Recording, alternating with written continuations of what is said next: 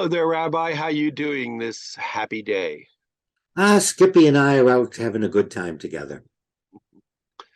And are you playing outside by yourselves, or are you allowing the dog to run around while you sit on the bench and watch him play?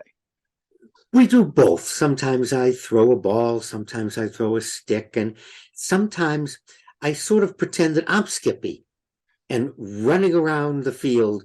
I can live vicariously, but Joe, it's hard to get Naches or live vicariously through your dog unless you decide to show the dog.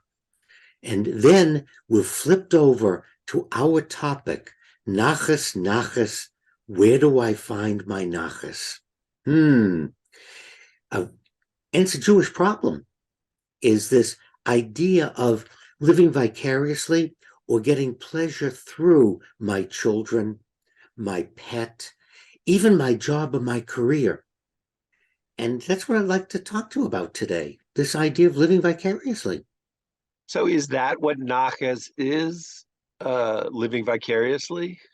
That's what it becomes or can become, and it's negative. Naches truly is Yiddish for having pleasure out of the success of your children, your friends, your pets. It's being proud of them. I feel good about it. Then we cross the line. Let me give you this example. Parents at a sporting event.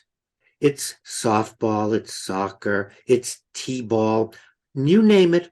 And referees will tell you that parents will they'll have to throw them out, or they get really obnoxious because of the yelling, the screaming, the swearing, the inappropriate language. And that's because they're no longer getting nachas from their children. They're trying to live vicariously through their children.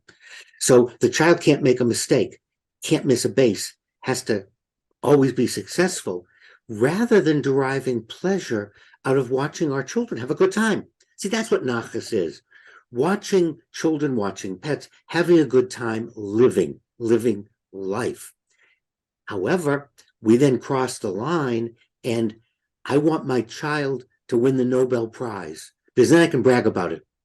I want my spouse to get this great promotion to be CEO, CFO, any C that you can come. Then I will brag to you and everyone, look at my wife and what she's, rather than just in passing saying, she brings me nachas through the work she does. It's a pleasure. And I don't need her to become the head of, the best of, winning all the prizes.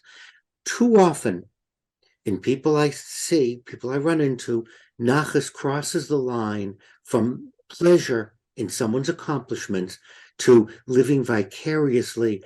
Then we're putting pressure on that person and ourselves, and we become very unhappy because they can never be successful enough. They can never be good enough because I'm living through them. I want more. And it's one thing to have a healthy competition. It's one thing to be proud. I'm proud of my granddaughter scoring a basket in a basketball game. Nachas, she brings me pleasure. I don't even know if the team won or lost. But I know as a parent, sometimes you have a difficult time controlling the impulse to tell your child how to do it better because you want them to succeed. And then you get frustrated if they don't listen, and letting go of that desire for success for them. The motivation you tell yourself is, I want my children to be happy and successful. But I don't know that you can completely distinguish that from your desire to have them do the good job. What I'm saying is we have to control ourselves. We have to stop and say, am I doing this because I want to help my child? Or am I doing this because I'm living vicariously? Sometimes a good friend can help you.